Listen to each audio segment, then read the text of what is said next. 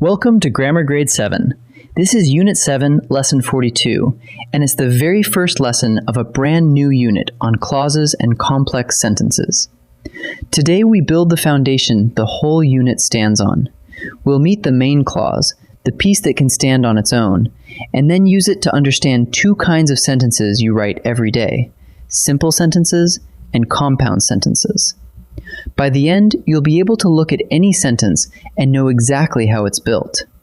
Let's get started.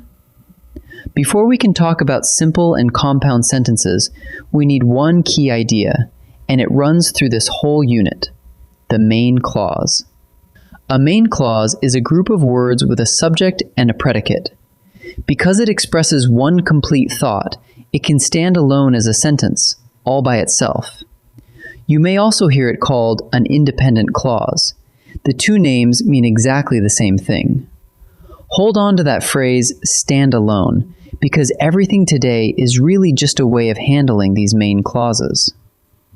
Let's start with the simplest kind of sentence, and it's even named that way: the simple sentence.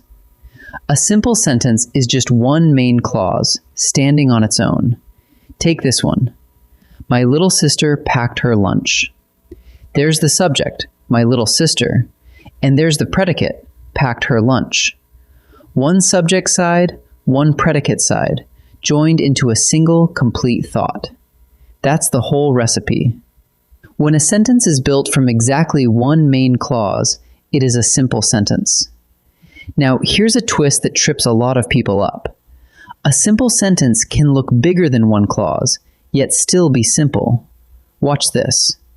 Maria and Jordan planted the garden. That has two subjects, Maria and Jordan, but only one predicate, and it's still a single main clause, so it's still simple. We call that a compound subject. It works the other way too. The kettle hissed and whistled. That's one subject, the kettle, with two verbs, hissed and whistled. That's a compound predicate, but again, it's still one main clause. So doubling the subject or the verb does not create a second clause. As long as there is only one main clause, the sentence stays simple. Now for the heart of the lesson, the compound sentence. A compound sentence is two main clauses joined together. Each clause could stand alone, but we link them because their ideas belong side by side. Listen. The lights dimmed and the show began. Pull it apart and you find two complete sentences hiding inside. The lights dimmed is one main clause. The show began is the other. We joined them with a comma and the word and. So a compound sentence takes two clauses that could each stand on their own and joins them as equals. How exactly do we join two main clauses into a compound sentence? There are two ways, and both matter. The first way is a comma plus a coordinating conjunction, small joining words like and, but, or and so. Here's one in action. The sky darkened, but we kept hiking. Notice the comma, then the word but, linking the two clauses. The second way is even simpler, a semicolon, all by itself. The music stopped. The room fell silent. That semicolon does the joining with no comma and no conjunction at all. One rule ties both ways together. Each half must still stand alone as its own sentence. Let's put them side by side so the difference is crisp. The whole question is, how many main clauses does the sentence have? Look at the simple one. The dog barked at the mail truck. That's one main clause, so it's simple. Now the compound one. The dog barked and the cat hid. That's two main clauses, joined by a comma and the word and, so it's compound.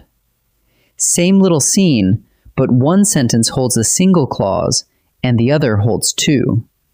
Count the main clauses and you'll always know which kind you're looking at.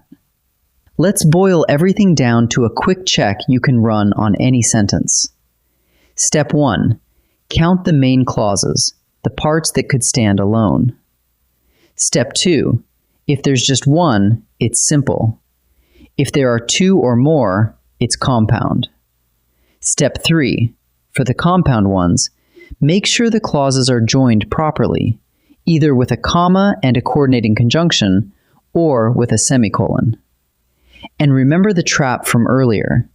A doubled subject or a doubled verb still counts as one clause.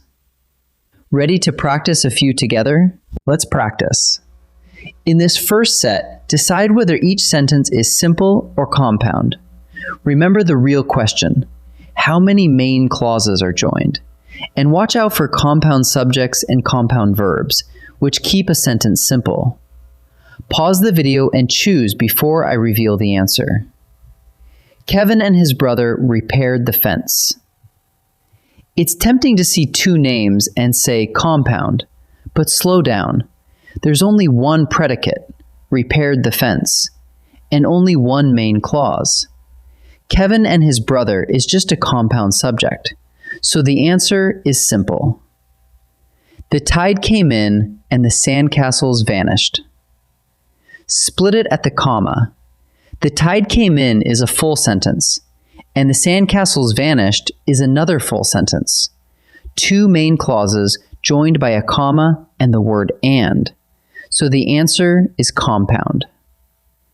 The old oak swayed and creaked in the wind. Here the word and joins two verbs, swayed and creaked, but they share a single subject, the old oak. That's a compound predicate inside one main clause.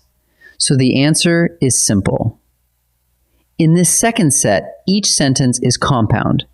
Your job is to spot how the two main clauses are joined, or to pick the version that joins them correctly. Look for a comma with a conjunction, or a semicolon standing alone. Pause and decide before I answer. The path forked. We chose the left trail. Look between the two main clauses. There's no comma and no joining word here, just a single semicolon doing all the work. So the answer is a semicolon. Noah wanted pizza, but the kitchen had closed. Check the join between the clauses. There's a comma, and right after it, the joining word but. So the answer is a comma and a conjunction. Here are two main clauses to join. The wind howled. The shutters rattled. The first choice places a comma, then the joining word and. The wind howled and the shutters rattled. That's the correct pattern, comma before the conjunction. The second choice puts the comma after and, which is wrong. So the answer is the first choice. Let's gather everything up. A main clause is a group of words with a subject and a predicate, and because it makes a complete thought, it can stand alone as a sentence. A simple sentence is a single main clause, and it stays simple even when it has a compound subject or a compound predicate.